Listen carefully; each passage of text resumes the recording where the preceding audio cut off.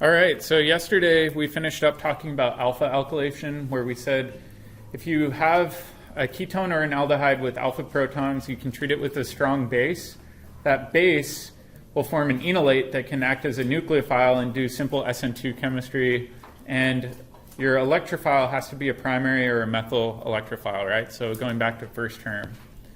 And then we finished talking about this reaction where we said if you've got multiple alpha protons available, you've got some choices to make. If you use a bulky base, your bulky base is going to go after the position that's more accessible, and it's going to end up alkylating the less substituted carbon. So that's the pathway shown in blue. And then we said if we use a small unhindered base, we typically will deprotonate the less accessible proton simply because it goes through this stabilized enolate. So you can see that alkene on the bottom is tetrasubstituted, resulting in alkylation at the more substituted carbon. So then the question becomes, well, what bases should we use and what temperatures should we use? So let's write down a few examples.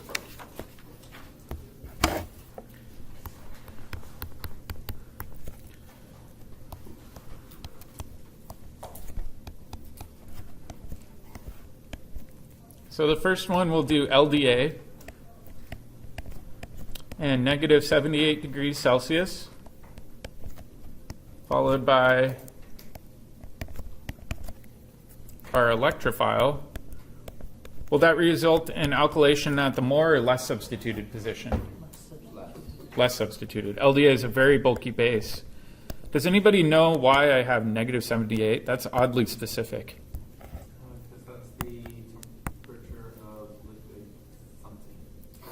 There was another reaction that we also had negative 78, but I can't remember what the... Yeah, it used to drive me nuts when I was in undergrad. I was like, what's up with negative 78? Why is that always listed? It's a practicality thing. It's dry ice and acetone. Almost every lab has access to acetone, very common reagent or used for cleaning, and dry ice is commercially available in almost every city. So dry ice acetone makes a really cold bath, and LDA is a big bulky base. So those are the most common reaction conditions you'll see for alpha alkylation on the less substituted carbon. For the other position, what's a non-bulky base? NaH. So for this one, we'll do NaH. Typically, we do this at room temp. So I'll just write RT. Oh, yeah, sorry. And then step 2, we'll treat this with our electrophile, and this will result in alkylation at your more substituted position. So other bases can work, but in the Klein textbook, these are the two they generally stick with, and I believe the ACS is very similar as well. Is that one reliable even not at a higher temperature? If you're using that small base, is it pretty reliable going to give that more substituted product? In general, it will very reliably give you the more substituted. It really becomes a problem for that top reaction. You have to be a lot more careful when you're trying to alkylate the less substituted side, and that's when you need to be very careful about temperature and base. Yep. All right, so let's go on to the next set of reactions. These are also alkylation reactions, but they're variants. The first one's called the Malonic Ester synthesis, and I'll show you guys the overall mechanism, and then we'll go into it in more detail. So the first thing you need is an alkyl halide. And again, this is SN2 chemistry, so it works best if it's primary or methyl. And what your goal is to basically change this to a CH2COOH. Oops, sorry, I should make this blue. What's a COOH again? Carboxylic acid. Yeah, carboxylic acid. So another way of drawing this, if you're kind of confused with this line drawing, is it would look like this, right? Either way, we're doing an alpha alkylation, right? But in this case, it's alpha alkylation on a carboxylic acid. So let's take a look at the overall mechanism.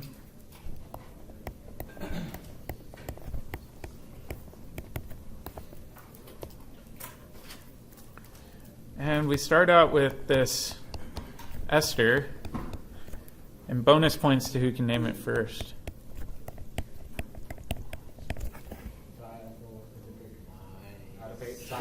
Succinic acid? Not quite. Diethyl adipic. So, oh my, such good apple pie. This would be the my. That'd be malonic acid, right? Oh, that's the Malonic Ester. So this would be diethyl malonate, hence the name. All right. We've got alpha protons in there. They're very acidic. So step one, we would use a base. What might be a good base to use for deprotonating those alpha protons? I would probably use something a little bit more gentle. What did we use for the Claisen reaction? Same thing. Yeah, the same thing as the leaving group, so your alkoxide, right? So in this case, ethoxide is a really simple base to use. It's a lot less reactive than NaH. You don't have to worry about it as much. Okay, so this will come, grab your alpha proton and give you your enolate.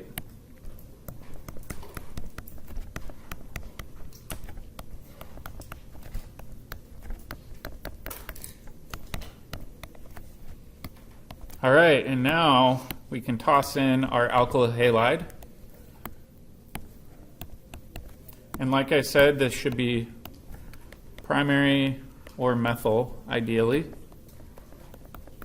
Why don't we want secondary or tertiary? Sterics, and it would do E2 chemistry likely. So we have to be very careful with the size of these. Okay, so now this can attack, kick off our leaving group.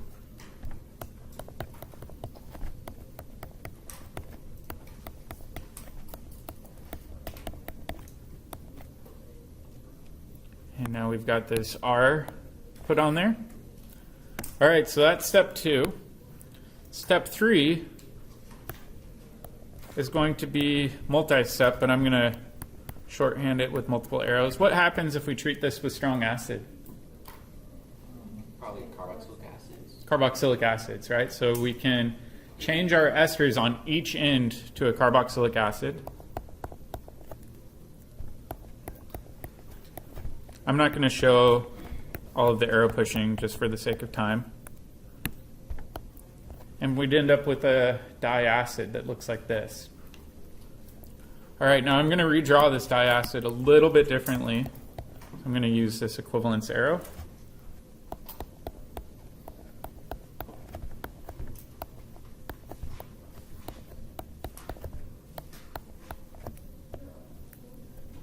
So can you guys see how I basically spun the carboxylic acid on the right around a little bit? Okay, and you'll see why. In the next step, all you're going to do is add heat. And this will come over, grab that proton. This will clamp down, and this will clamp over. So we've got a big cyclization reaction.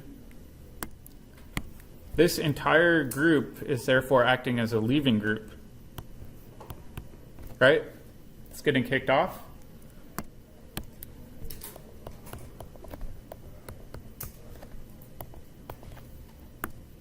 Oops, sorry, I'm skipping a step.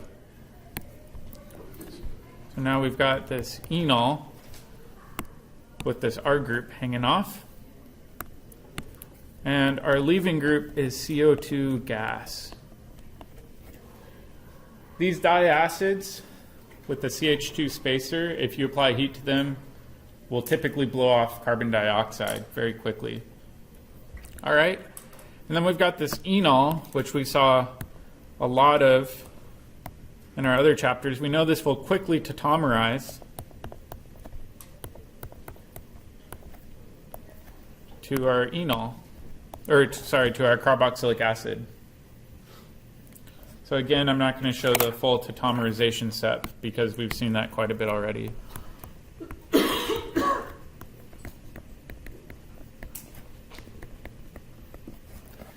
Does that make sense? So really, if you want to alkylate the alpha position of a carboxylic acid, this is a really simple, easy way to do that. All right, you can also do a variant of this where you just basically repeat the process a couple of times before decarboxylating, and I'll show you guys how to do that.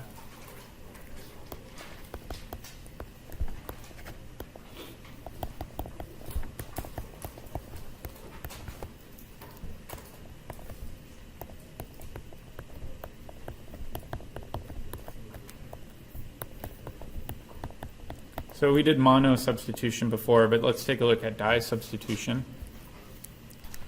So we're going to start out with diethyl malonate.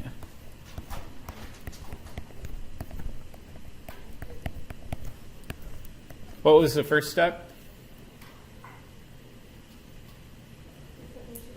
Yeah, just deprotonation, so strong base, sodium methoxide.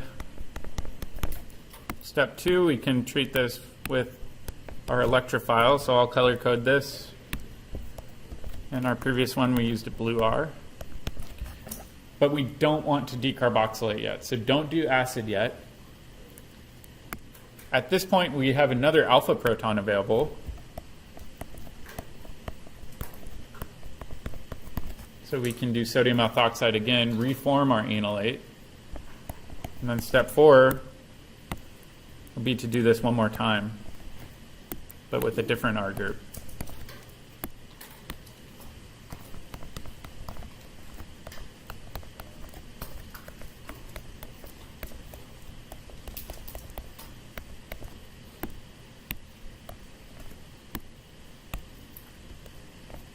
And then after this step, all you would need to do is do acid and heat. You'd blow off one end of your ester, right? So basically this entire portion is going to be removed as CO2 eventually.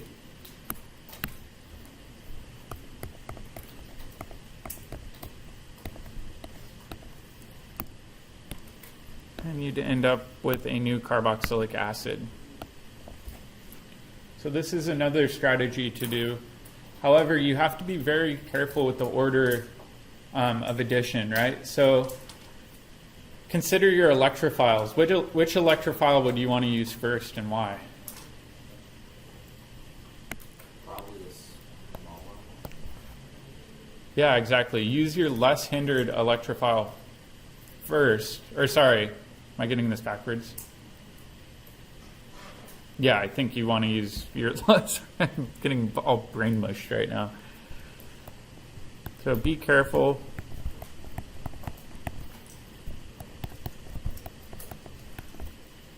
To use unhindered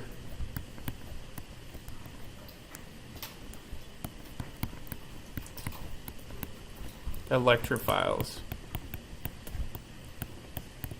If you use one that's too bulky, that second SN2 just doesn't work very well because your nucleophile is too bulky to be a good nucleophile. Does that make sense? Typically, monoalkylation is observed a lot more than the di substitution because you do run into that problem with sterics messing things up. Would you swap with something like NaH though if you did have a bulky? Yeah, it's more just a matter of kinetically not working very quickly. All right, there's another variant of this reaction that's very similar. This is the acetoacetic ester synthesis. So we'll do a similar approach.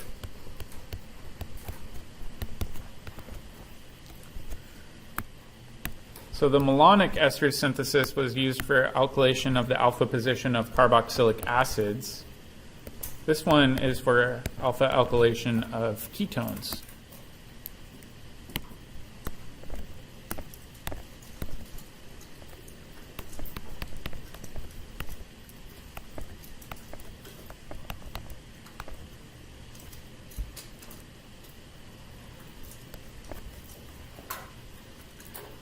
So another way of writing this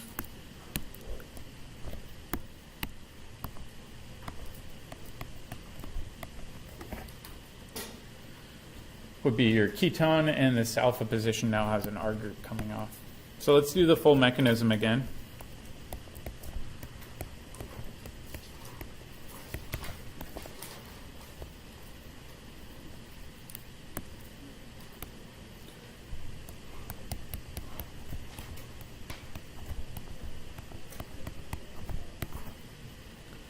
All right, and then step 1 is going to be sodium methoxide.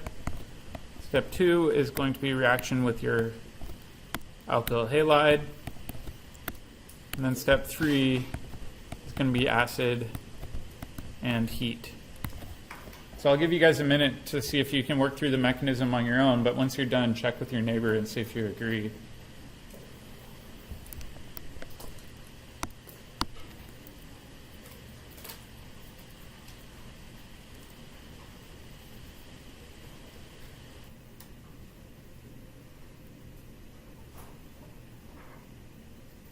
Does anybody think they got the full mechanism?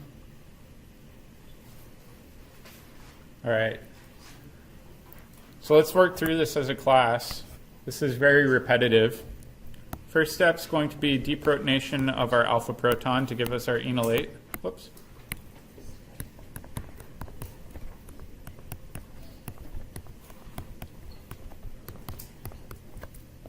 All right, step 2, we've got this alkyl halide hanging out.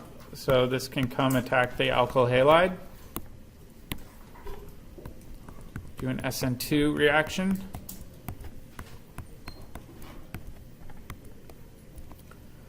All right, step 3. Again, we're going to kind of shorthand this. I'm going to treat this with acid. What will that do? Yeah, it'll change it to a carboxylic acid.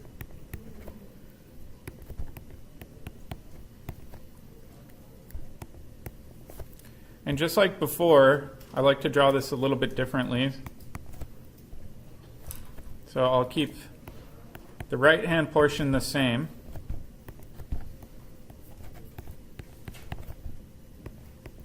But spin around the carboxylic acid. We're going to apply heat. So at this point, this can attack, clamp down, and we get our nice cyclization. This will give us CO2.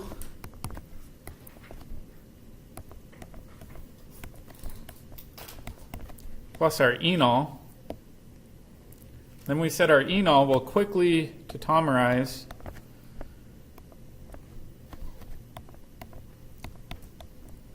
to our ketone.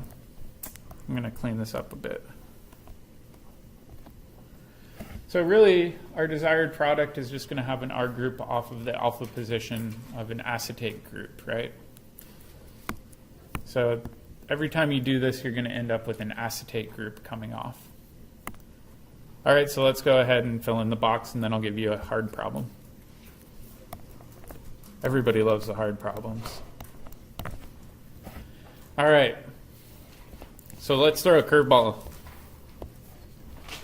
I'll give you guys a minute to work on this.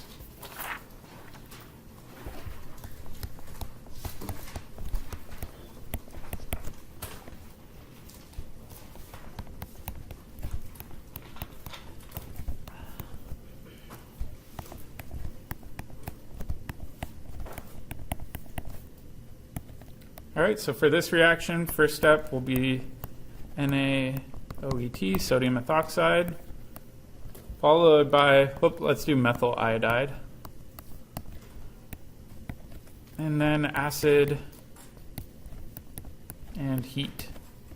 Question is, what product will we get? And then provide the mechanism, even if it's a condensed mechanism, showing formation of the desired product.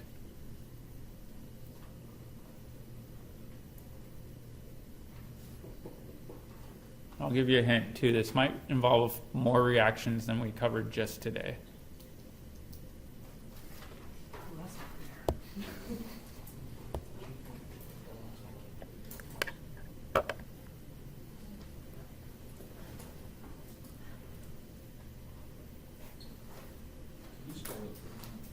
Yeah. This portion?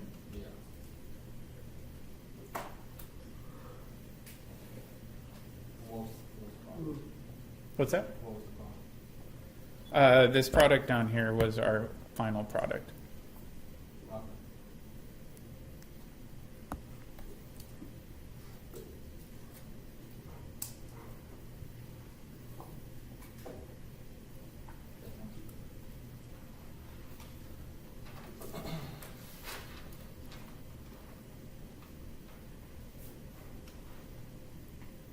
I'll give you guys a hint too. Alpha alkylation doesn't happen right away.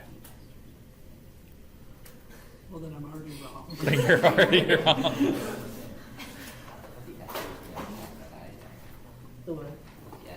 Do you guys want another hint? Yes. Does it make a ring? Anything this long, I assume it's a ring. Oh, this looks pretty familiar. We had the exact same starting material yesterday. Ermagerd. So if going back through your notes helps, you might want to take a look at yesterday's reaction too.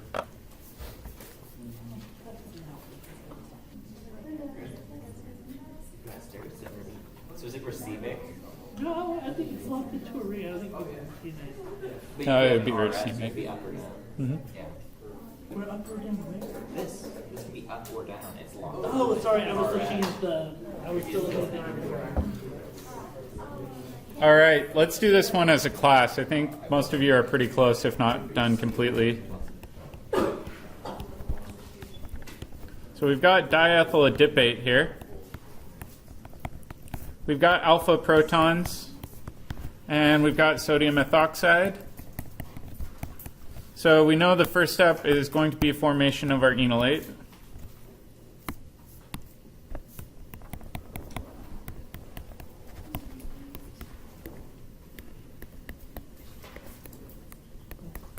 Does anybody know what the next step's going to be? Is it going to switch over and form?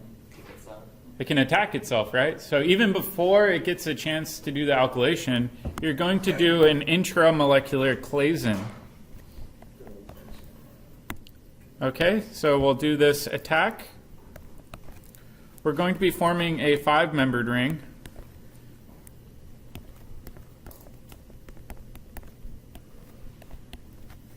And we've got this ethyl ester group kind of dangling off over here.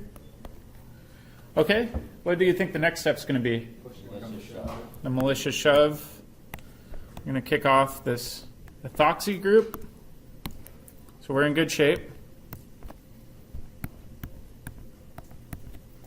So now we've got a carbonyl there.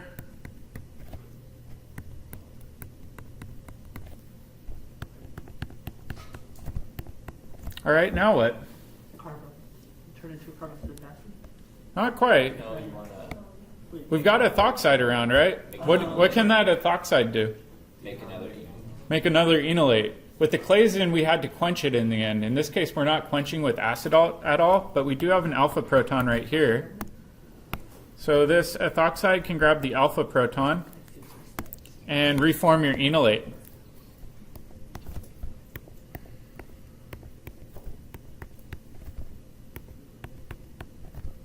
All right, so now we're on track.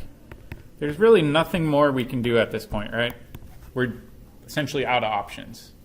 This is the point at which we add in our alkyl halide. Oh. RI. Or sorry, it should be methyl iodide. Thank you. Oh.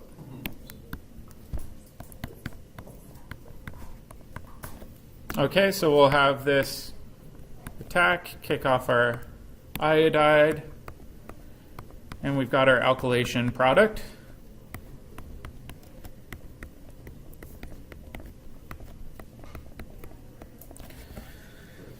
There's not really anything else we can do at this point, right? We don't have any more alpha protons between the two carbonyls. So we're going to treat this with strong acid and convert that ester on the right-hand side to a carboxylic acid. But like we said, we can redraw these.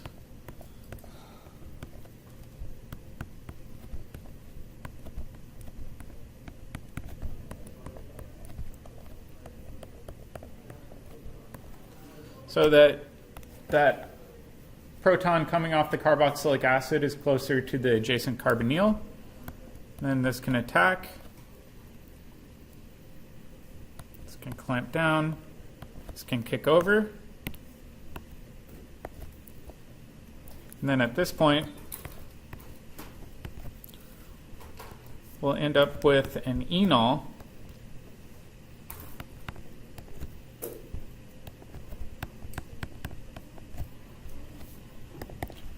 Blow off CO2 gas, and then we said this will quickly tautomerize back to our ketone. And we'll end up forming 2-methyl cyclopentanone. So there's a lot of variants of these reactions that look really similar to Claisen or aldol reactions as well, but you just have to kind of trust what I call your orgo instinct after a certain point and start running with things. This is kind of the point in the term where having a big whiteboard is incredibly helpful in case you run into a dead end. You're not kind of going crazy with your notebook or pens and paper. All right, I think that's where we're going to leave it today. We'll end a little bit early. Tomorrow we're going to spend the rest of chapter 22 talking about conjugate addition reactions. Those are a little tricky, so if you do want to read ahead, you're more than welcome to.